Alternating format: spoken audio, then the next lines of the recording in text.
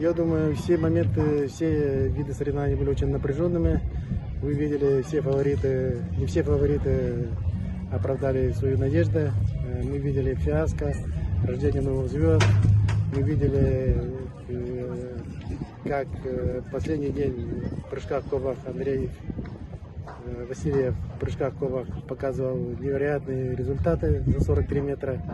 Это при дожде, при встречном ветре, это показывает его максимально мощные потенциальные возможности. И до последнего прыжка Андрея Васильева еще никто не знал, кто будет победителем в 100 троеборья. Я думаю, вот эти моменты. Ну и многоборье, конечно, мы тоже очень много драматичных моментов увидели.